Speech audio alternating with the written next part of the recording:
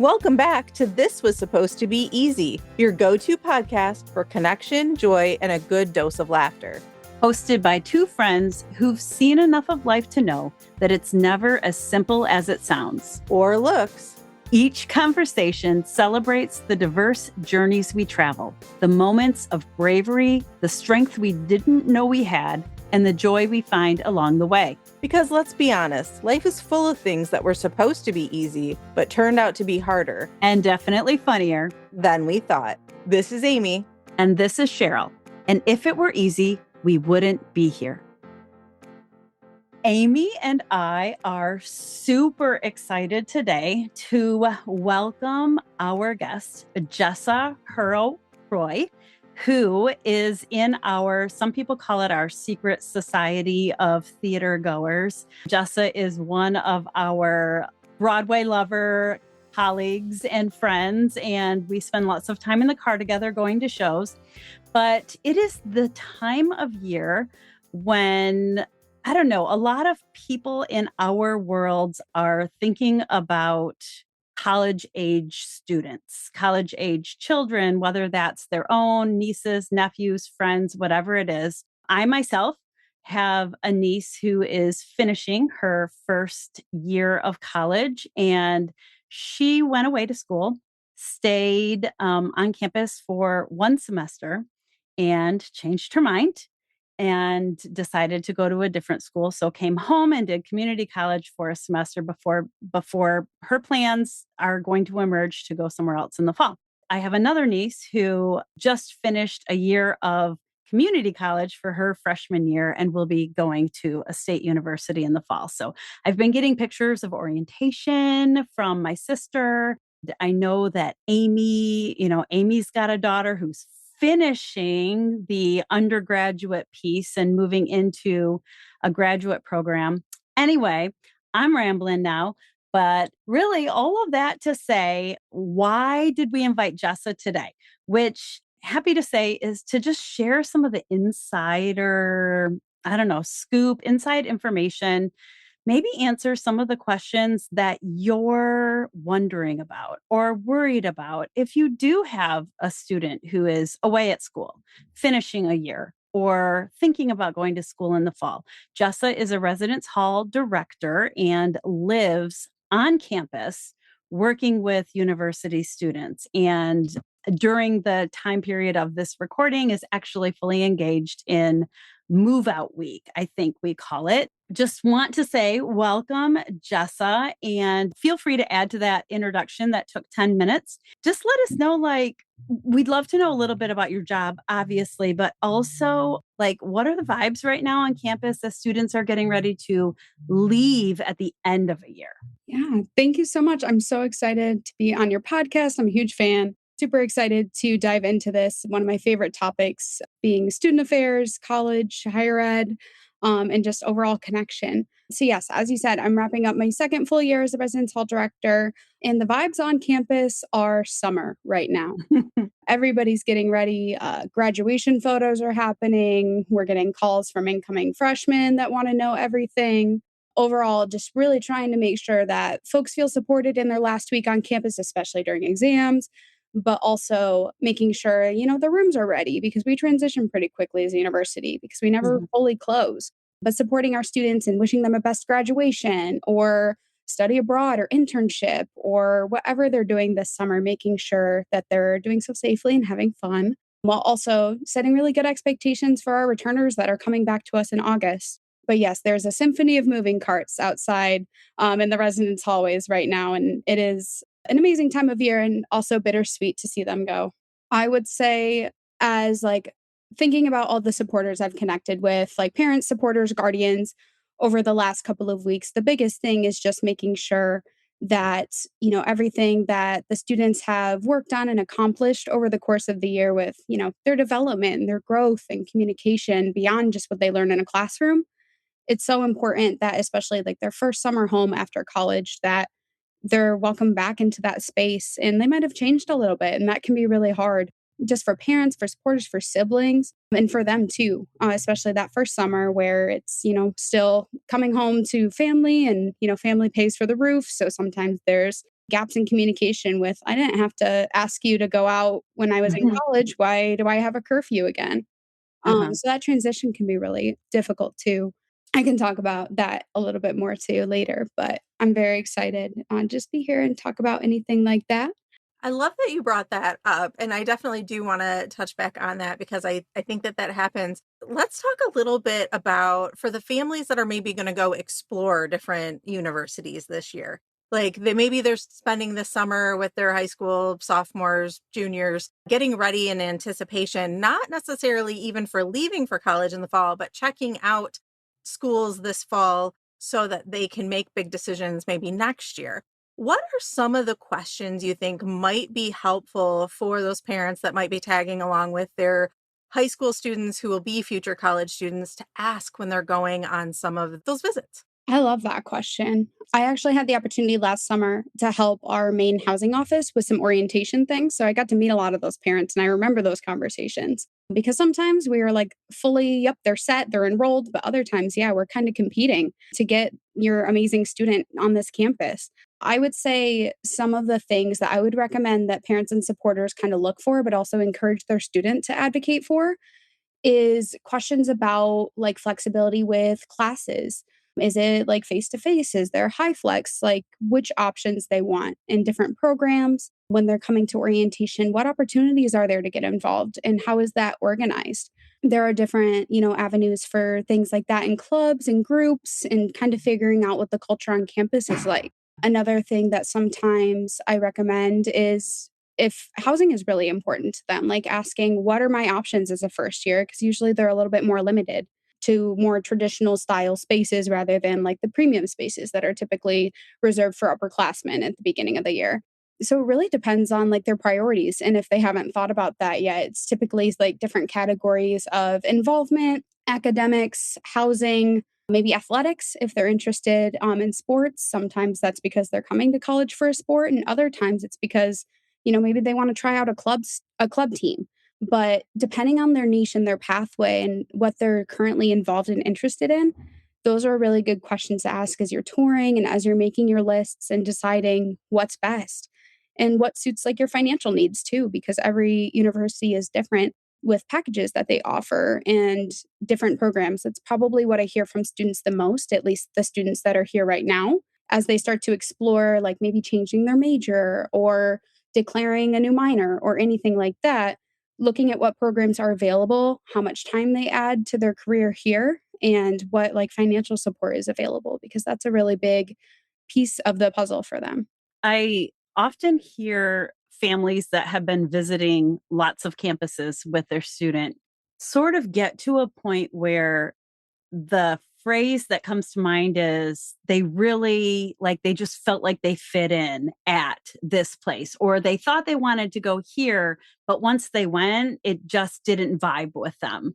Is that something you think students can get a good idea of on a typical campus tour, or how would you recommend students find out if it fits the culture? You mentioned the culture, so that's sort of what I'm thinking about. Yeah, for sure. I would say that you can typically sense out whether or not you feel like it's going to be a good fit pretty well when you visit in person. Because, like, geographically, like, that's another aspect of things, like the physical space. Do you want a campus that's 15 miles long or one? But as you kind of engage with the space, of course, like the folks that lead orientation tours and things like that, those are the cream of the crop, the people that really want to be in those positions because they're working usually over summer and answering a lot of hard questions. They will tell you like all of the ways to get involved and to belong. That is typically something that you can sense right away. Mhm. And amongst higher ed, there's kind of this understanding where there's some universities that are like really care and connection focused. And then there are others that you're like, yep, I know if I go here, I will get this internship and a career, and that's what I want. Like, I am going to school for this. And other people are like, yeah, I don't really know what I want to do yet, but I would love to like figure out who I am along the way. And then other people that are like, whatever I can do sounds great and I'll figure it out later. But really being open to different ideas, even if you have like a pretty clear path. I remember when I toured, I thought I was going to be a neuroscientist. And I was kind of honed in on that. I was asking questions about like their science building and like their lecture halls and different things like that. And about a semester in, I changed to political science. I had already figured out where my pathways were because I got involved with some great groups, but keeping an open mind when you're exploring space, because you never know what opportunities will present themselves, and what you thought you were going to college for might change a little bit. Probably will. Open. Right, probably will. And sometimes, like, we recommend maybe it changes a little bit or it gets more broad. Like, I had the opportunity, I added a minor that hadn't existed when I started.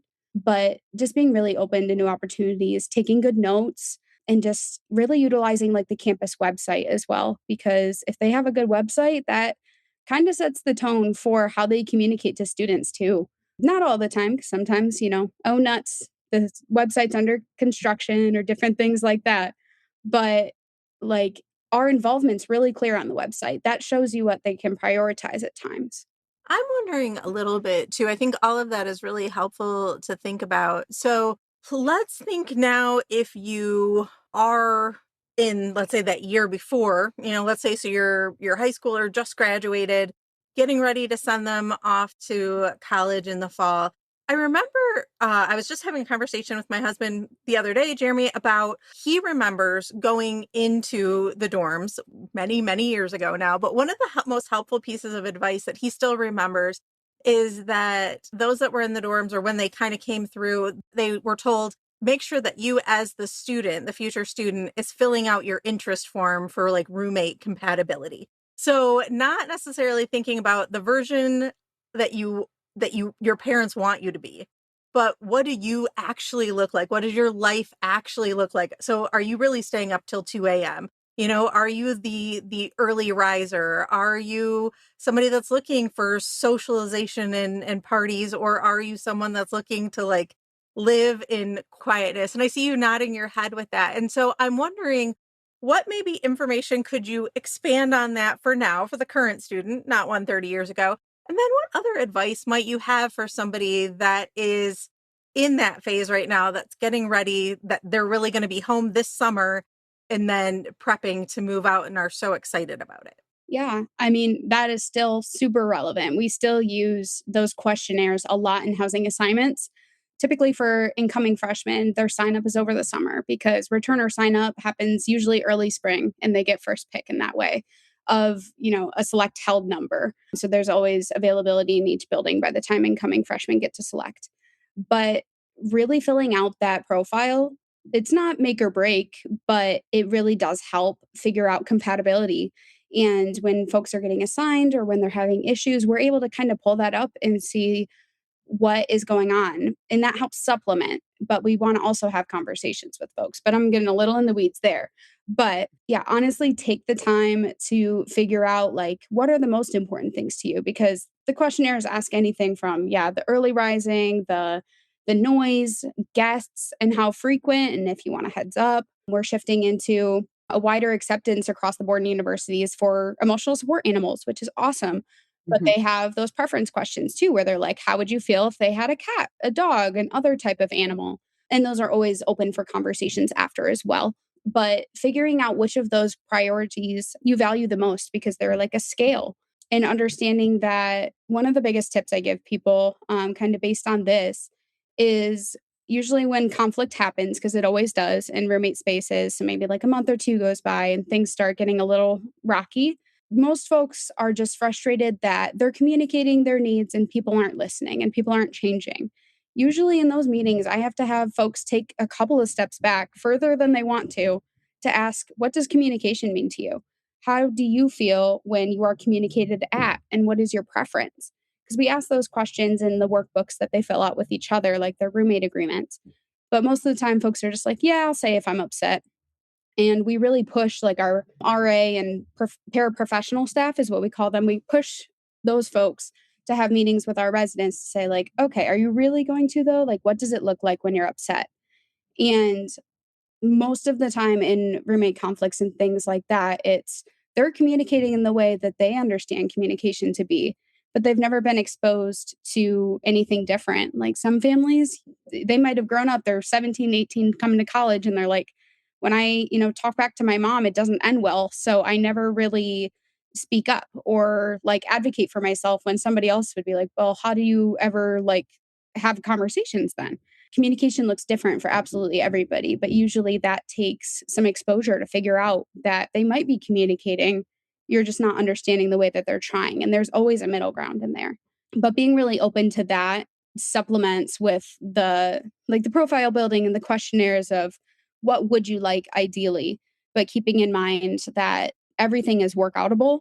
And if nothing else, staff is here to assist because it's not easy, especially if you've never lived with anybody before. Now we're putting, up to 4 or 5 of you in one room and saying good luck. But it's very intentional and with a lot of care. But during their sign up in the summer, it's usually like an online process and it doesn't always feel that way. So knowing that those tools exist can kind of take some of that pressure off, especially if they're going in not knowing anybody.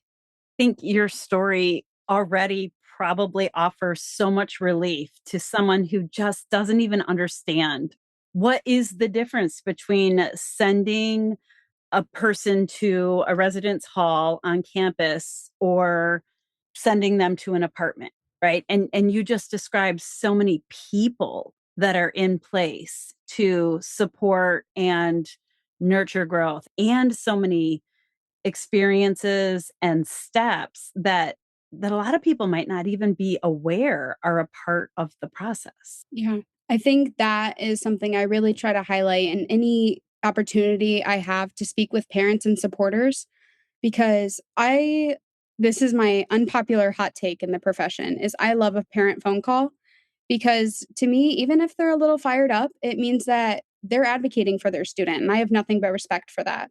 Sometimes we just have to walk it back a little bit and remind each other that we want the exact same thing. We want the best for your student. It just differs a little bit in how I'm able to do that and the support I'm able to provide. And also, I can't tell you everything about that student over the phone, but really making sure that they understand that like my job exists because you're trusting me with your student. Like for 9 months of the year, they're living in this building that, I live into and I am on call. And so are my parapro staff and like PD. And most universities have some type of like after hours counseling, mental health professionals, if there's crises. Like there are so many different things that are waiting in the wings to support the student beyond just that 8 to 5. Just tapping into that can be so important. And I always love when a parent meets me halfway and understands that too, because then we're really able to work together to provide support for a student on campus and off. I remember when Taylor lived in the residence halls on campus, there were a lot of social activities that took place. I don't know, at night. I remember her and her in her room, their suite mates and roommates. They did dating game challenges, like how many questions can you get correct about your roommate? And could you describe just some of the programming that happens inside of this living space to, not just offer services, but just help people socialize to each other and get involved and meet other people and enjoy that campus experience? Absolutely. This is one of my niches. So within like the residence halls, we have residence life title varying slightly depending on the university. But there are folks that are here full time and folks like our RAs. And sometimes there's like a multicultural aspect or like a council aspect where that's just like maybe 1 or 2 halls has like this council that does events as well. But any mix of those folks, those are the ones that are doing that programming because most of the time, part of their tuition goes towards a programming budget. University dependent, and it's usually a couple of dollars per student. But that is used with like residence hall director discretion, like myself, to put on these programs. And RAs are super intentional and parapros about going around and asking, hey, what do you want to see? What do you like? They really get to know their floor and their community, their building, and throw those events that people want to see. So I always tell incoming folks, especially move-in day, I'm running around yapping at everybody that I can and trying to get to know them so then I can whisper in my parapro's ear like, hey, I think, you could do like a Minecraft game night if you want to, or anything around those like, hey, I heard a lot of people singing. Let's tap into that and do karaoke. But there are so many opportunities to get involved, especially if you live in like a residence hall that's a part of a bigger area. So there are universities that will have like standalone buildings and they make that work very well as well. But then other universities have like a hub that has like 6 or 8 or 10 that are connected in some way. And that really tends to be a cool experience where you don't even really have to leave and there's all of these things open to you. Try to space it out where there's, an event every week or so and at least one. But then if you're, aware of other buildings, and hopefully if we do our jobs with advertising, they can go to any event they want. And that's just within residence life. But then most universities try to do a really, really good job of promoting their clubs, their student organizations, and most of them have some type of showcase activity. Think like opening scene, Pitch Perfect, where you table and go around and sign up for all these different clubs.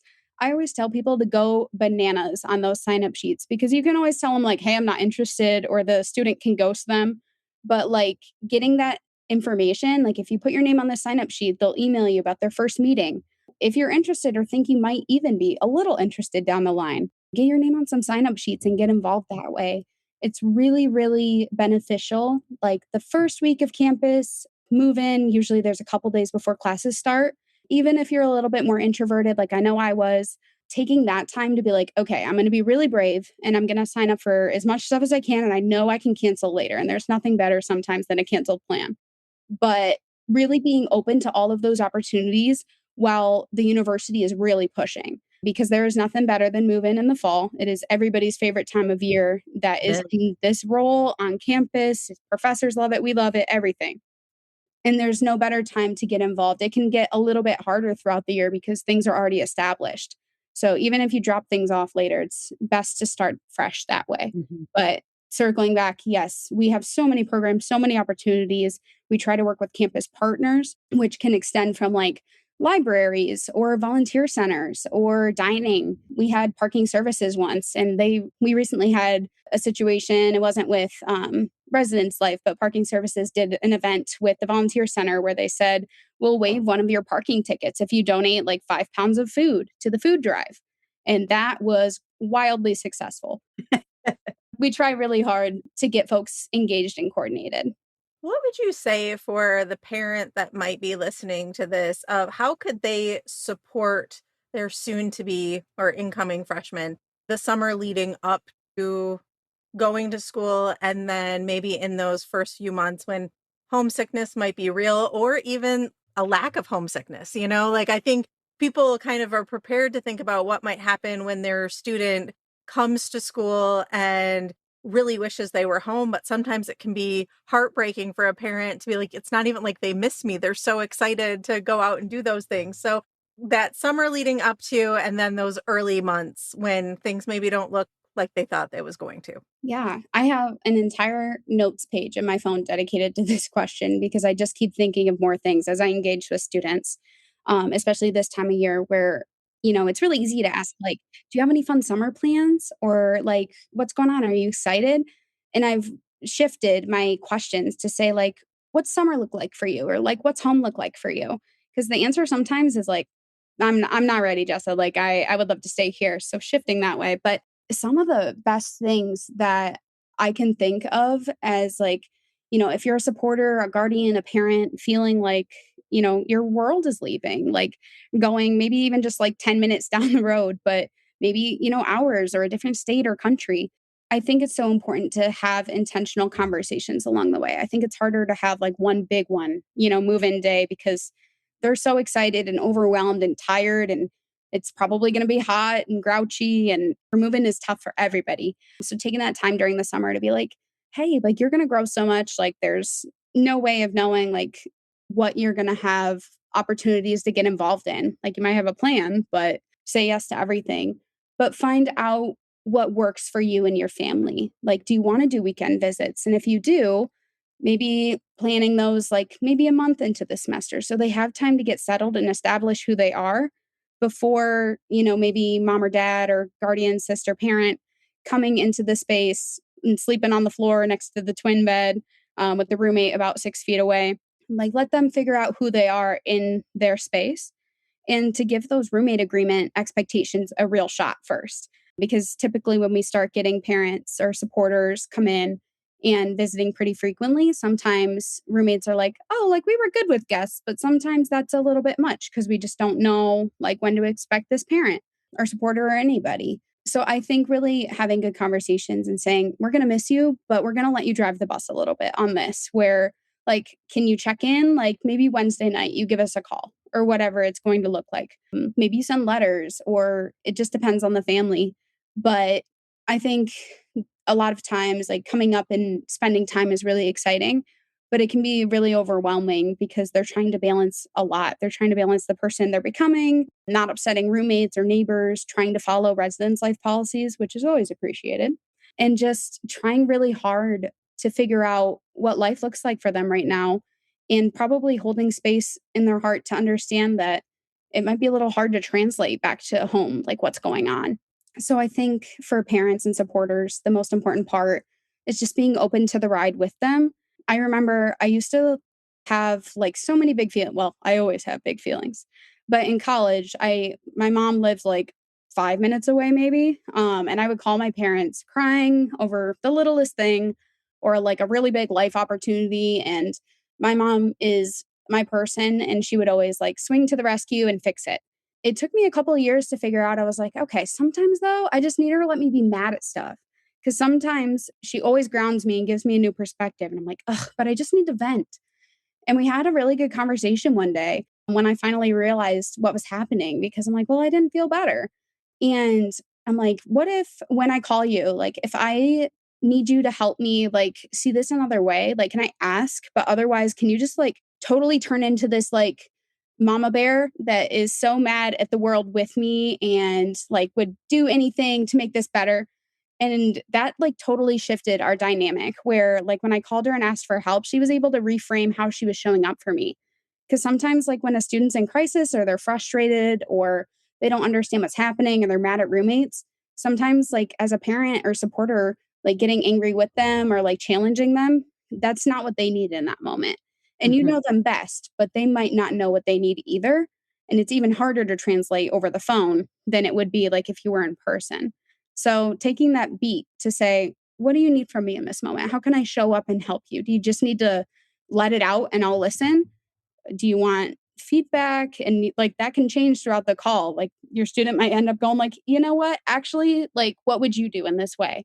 And that actually really supports their development and growth. I think it's really helpful. It's something I do with my student staff constantly when, they use our one-on-one space to talk about everything under the sun. I'm like, okay, what do you need from me today? And a couple of my staff members are like, well, this meeting is in my phone as therapy with a yellow heart. And Mhm. other times they're like, you know what? I just need to tell you the work I'm getting done and then I got to go.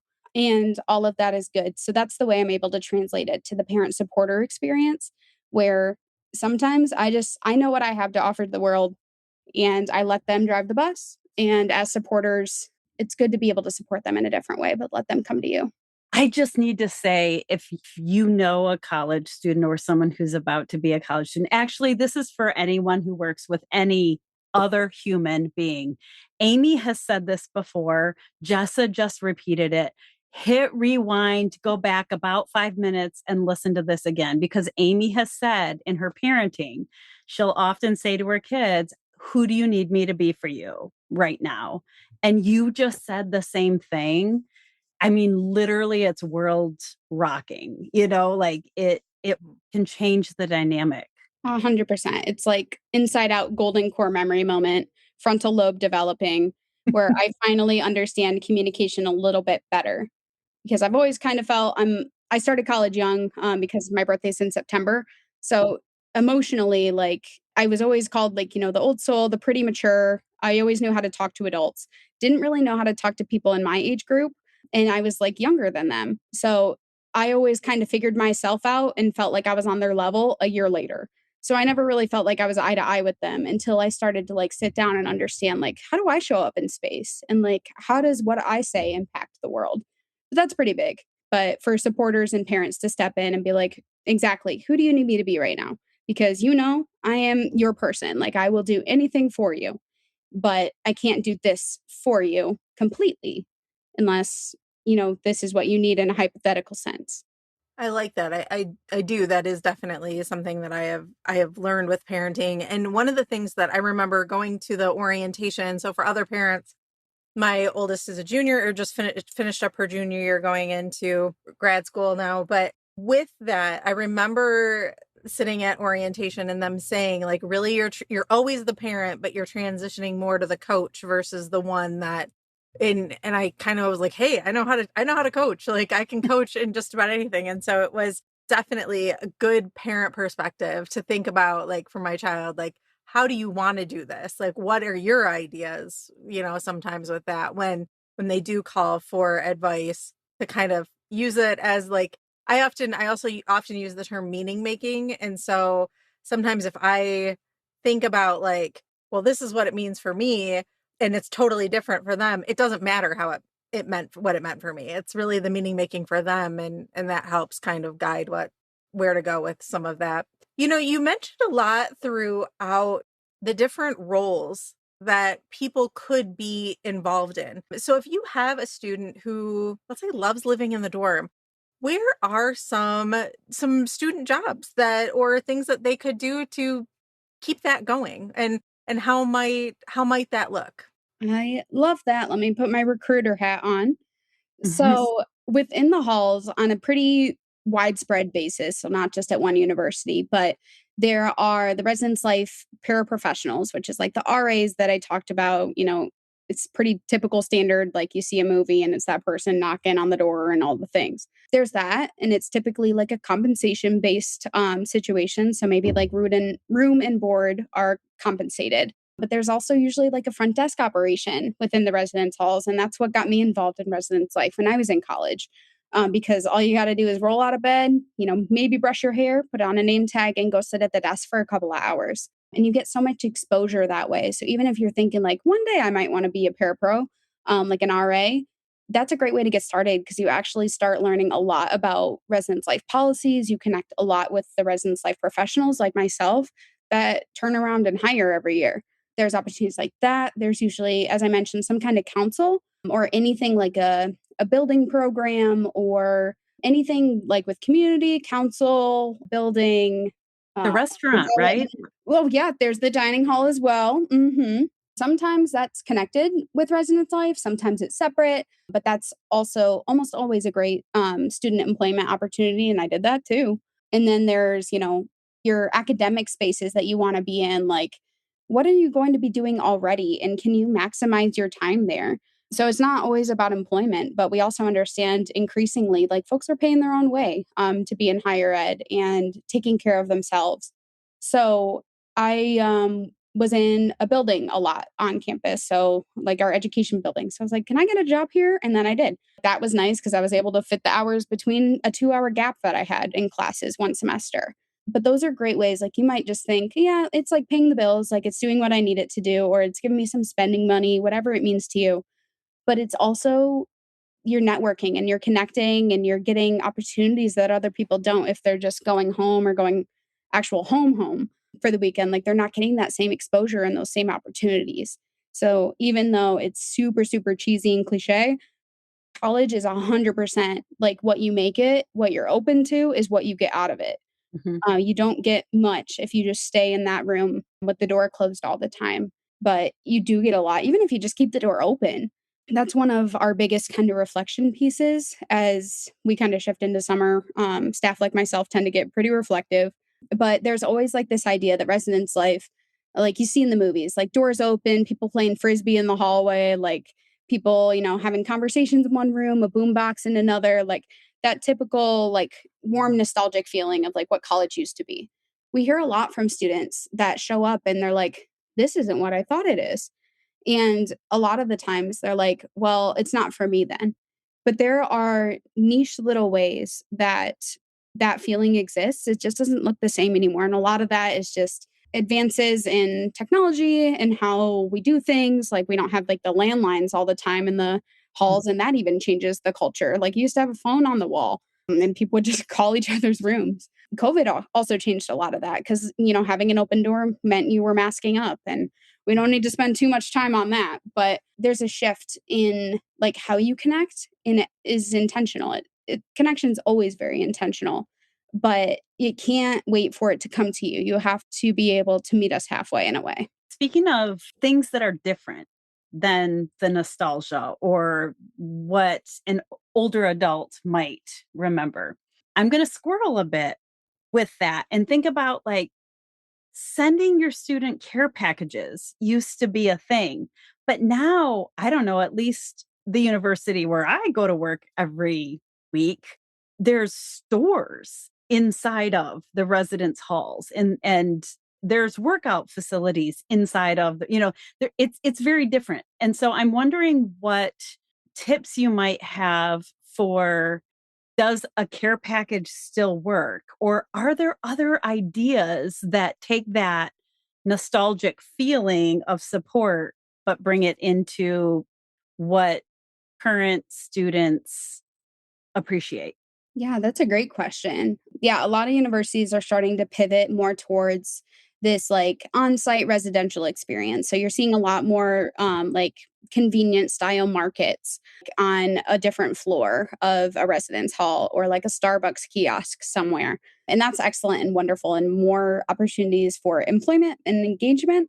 But yeah, it does provide that challenge where parents like, if gift giving is your vibe, like you're like, oh, how do I show them I care now if they have everything they've ever needed included in their meal plan?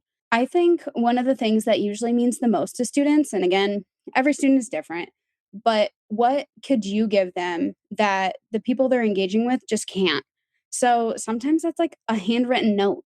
Like I know some of my students get so much joy and value out of, great grandma's weekly letter, Mm. and they will like take the time to write back. And we actually do some events around like card making with that in mind. Do you have a favorite recipe that you'd love to cook or bake that you could send your student? I know that one's a little bit more challenging sometimes, but can you do something like that? Something they couldn't get anywhere else or that they might be missing? My mom actually, one of the most important things she did for me my freshman year was I don't even think she knew I was having a hard time, but she like went outside on our porch because we lived in the country at the time. This was before they moved up closer. She like stood on the porch and sent me like a 5-minute video of the sounds of birds in the morning. And Oh, like I didn't realize I hadn't heard like I love a red-winged blackbird and I hadn't heard their like trill. And we love sandhill cranes and like blue jays and cardinals. And I hadn't heard any birds sing because of the traffic.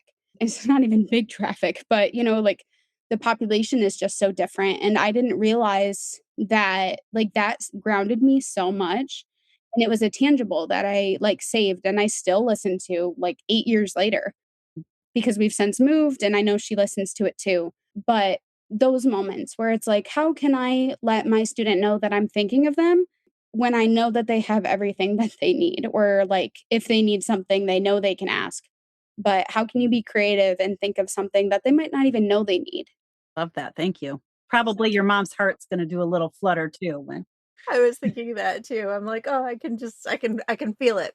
So one of the things I guess I'm kind of wondering about, given that we're recording this kind of at the end of school, and I know a lot of people are getting ready to go to graduation parties, and this summer they're going to be doing some purchasing.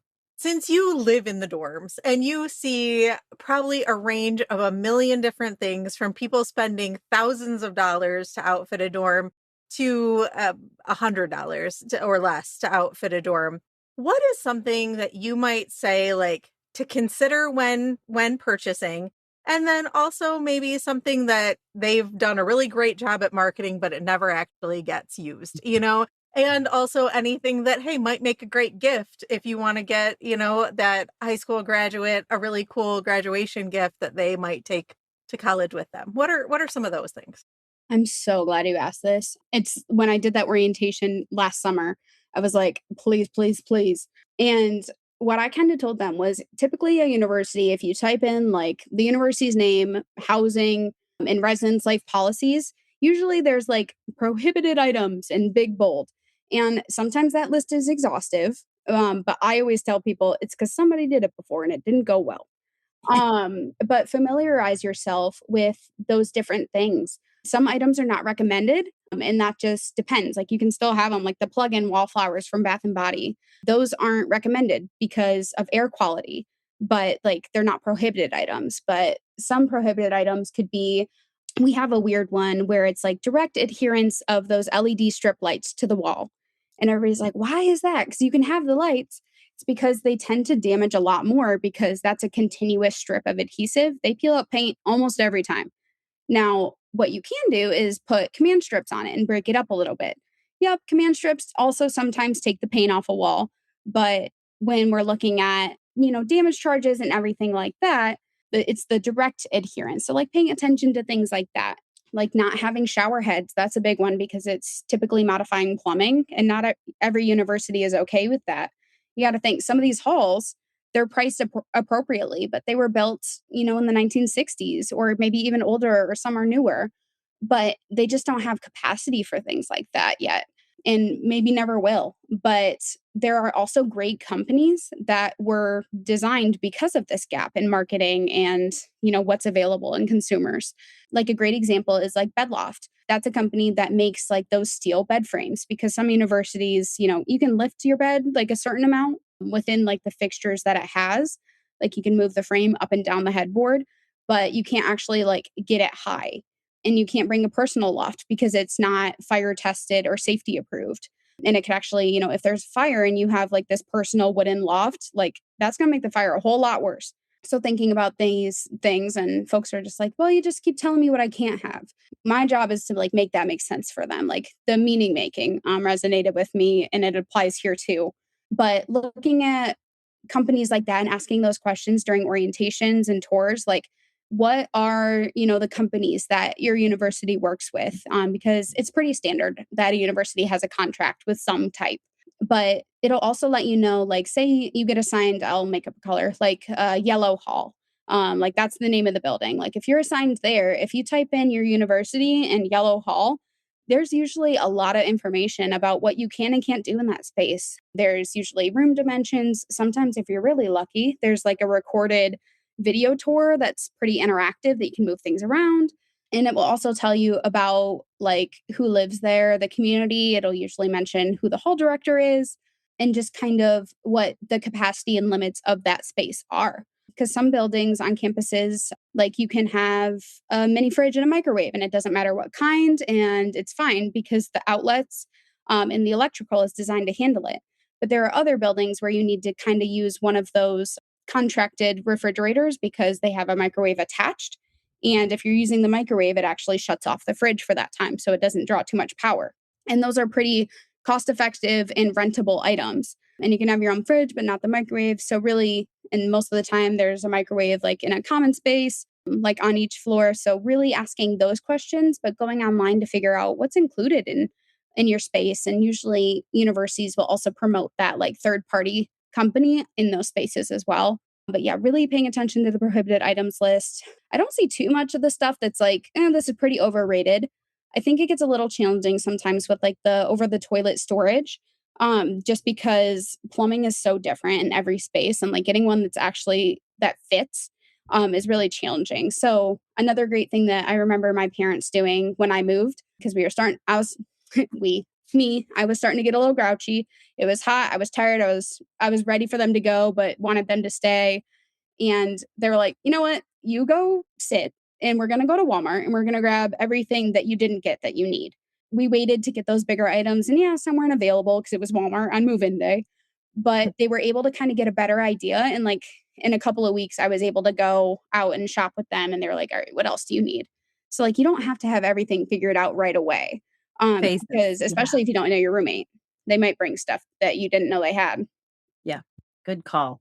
I know that we need to wind it down soon, but I'm wondering if from the recently crowned Residence Hall Director of the Year, Thank everyone give a you.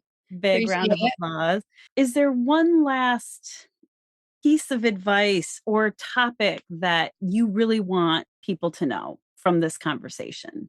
I think if nothing else, it's really important to know both from the student and the supporter perspectives that they aren't in it alone. Especially like you think first generation students, out of state athletes, international students, like you're not in it alone. There are so many offices that are designed just to be here and to support.